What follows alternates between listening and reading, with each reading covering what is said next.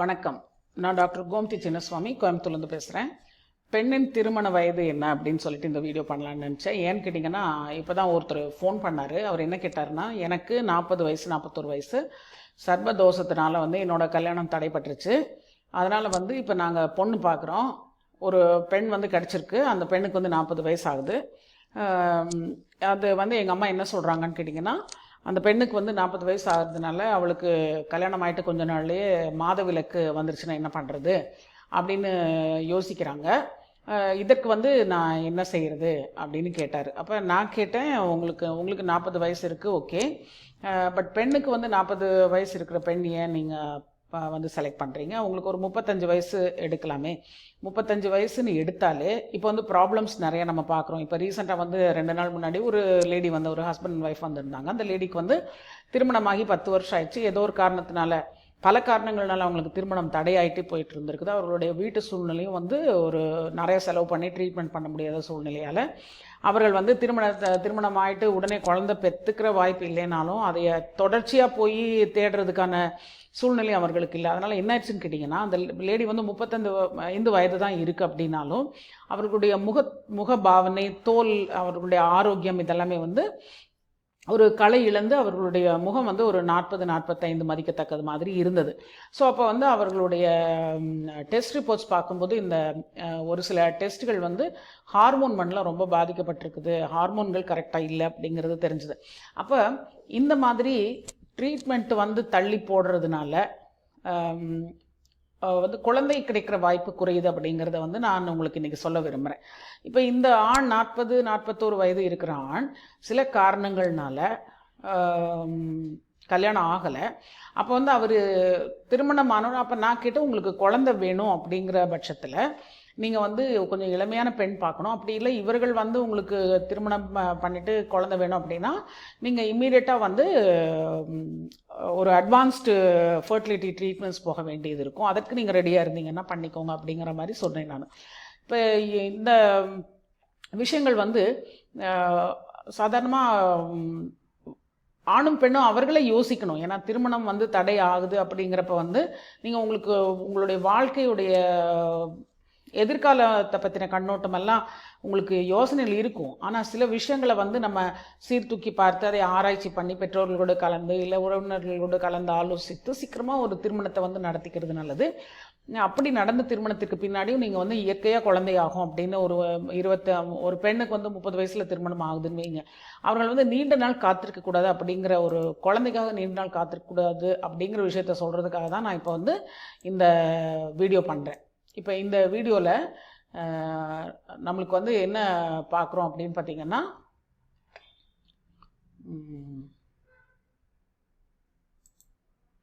இப்போ இந்த வீடியோ பாருங்கள். இந்த வீடியோவில் என்ன போட்டிருக்காங்க அப்படின்னு பார்த்தீங்கன்னா, ஒரு சாதாரணமாக get the facts on fertility IVF Australia அப்படிங்கிற ஒரு சேனலில் அழகாக ஒரு பெண்ணுடைய வயதுக்கு ஏற்ற மாதிரி என்ன மாற்றங்கள் வருது அப்படிங்கிறத போட்டிருக்காங்க. அது நான் கொஞ்சம் ஆடியோவோடையே உங்களுக்கு ஆடியோ கேட்கும். அது புரியலை அப்படிங்கிறப்ப நான் உங்களுக்கு அதை பற்றி சொல்கிறேன். இப்போ பார்த்தீங்கன்னா, or planning to start one, this can be complicated by possible health issues such as endometriosis, polycystic ovary syndrome, fibroids, and chlamydia.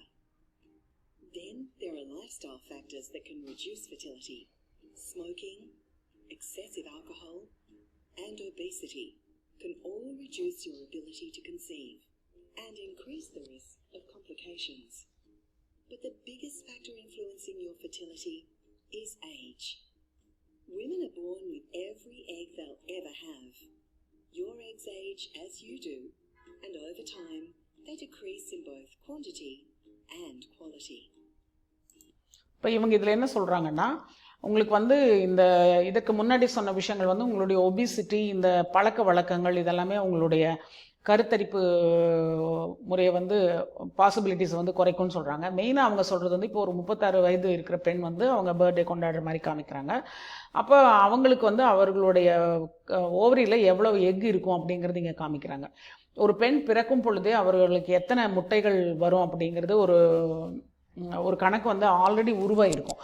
அந்த முட்டைகள் பருவத்திற்கு வந்த உடனே இவர்கள் வந்து வயதுக்கு வராங்க அப்படின்னு வைங்க, அவர்களுக்கு மாதவிலக்கு ஆரம்பிக்குது. அந்த ஒவ்வொரு மாதமும் ஒரு 2-3 எக் அந்த மாதிரி வளர்ந்து அது வந்து முழு வளர்ச்சி அடைந்தது வெடிக்கும். அந்த முட்டை வெளியில் வரும். அது திருமணமாகாத பெண்ணாக இருந்ததுன்னா அது வேஸ்ட் ஆகிடும். அப்போ இந்த மாதிரி ஒவ்வொரு முட்டையும் ஒரு 3 முட்டையாவது, குறைஞ்சபட்சம் 2 முட்டையாவது ஒரு மாதத்துக்கு ஒருக்கா வேஸ்ட் ஆகுது. அப்போ நீங்கள் வந்து ஒரு பெண் 13 வயசில், இப்போல்லாம் 11 வயசுலேயே வயசுக்கு வந்துடுறாங்க, அந்த கொடுமை வேறு இருக்குது.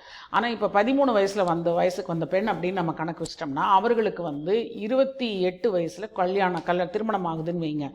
அப்போ 13, 23, இப்போ 15 வருடங்கள் அவர்கள் மாதவிலக்கு சுழற்சியில் பல முட்டைகளை அவர்கள் இழந்திருப்பாங்க.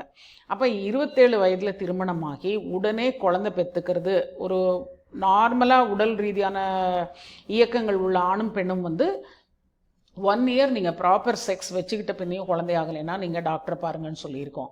இப்போ உங்களுக்கு ஏதாவது உடல்நல குறைபாடோ இல்லை உங்களோட செக்ஸ் நடவடிக்கையில் பிரச்சனை இருக்குதுன்னு நினச்சாலோ நீங்கள் இம்மீடியட்டாக டாக்டரை பாருன்னு சொல்லியிருக்கோம்.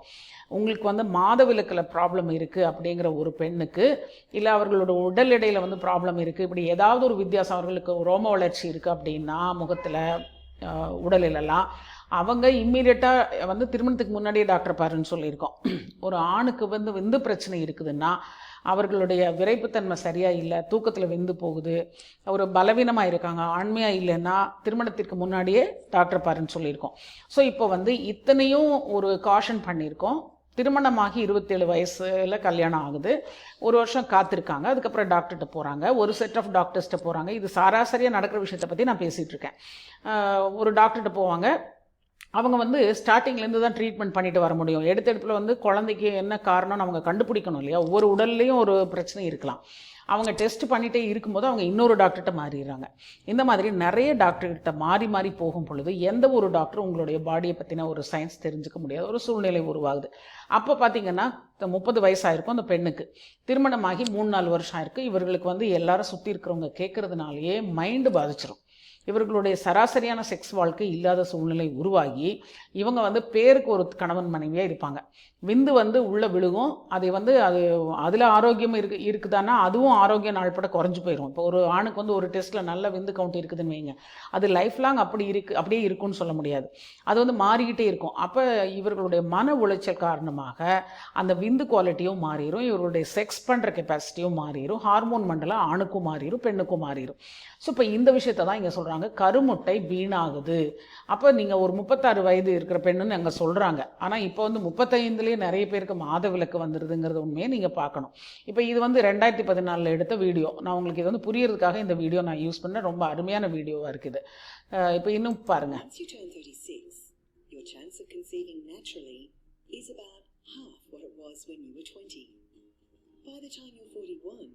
Your chance of conceiving naturally each month is just 4%. Your age. இப்போ இதில் என்ன சொல்கிறாங்கன்னா, இப்போ வந்து ஒரு 20 வயசு பெண்ணுக்கு திருமணம் ஆகுதுன்னு வைங்க, அவர்களுடைய கருத்தரிக்கும் சக்தி இந்த அளவுக்கு உயரமாக இருக்குது, உடனே கரு ஆகிறதுக்கான சக்தி அவர்களுக்கு இருக்குது. இது 36 வயதுங்கும்போது அது பாதி ஆகிடுதுன்னு சொல்கிறாங்க. 41 வயதில் வந்து அதுக்கு 4% சான்சஸ் தான் இருக்குதுன்னு சொல்கிறாங்க. 40 வயது பெண்ணுக்கு 4% சக்ஸஸ் ரேட் தான் இருக்குதுன்னு சொல்கிறாங்க. You'll have an increased risk of miscarriage and birth defects. You're also more likely to experience complications during pregnancy and at childbirth.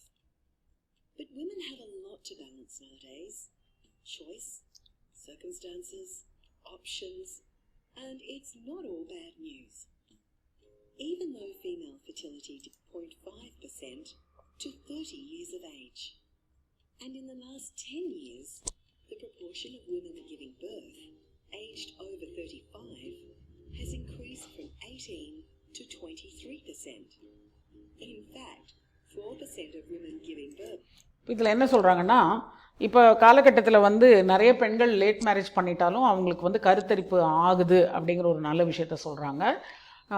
இதற்கு காரணம் வந்து அட்வான்ஸ்டு டெக்னிக், ட்ரீட்மெண்ட்டில் இருக்கிற டெக்னிக் தான். அதை நீங்கள் அவைல் பண்ணணும், அதை தான் நான் சொல்ல வரேன்.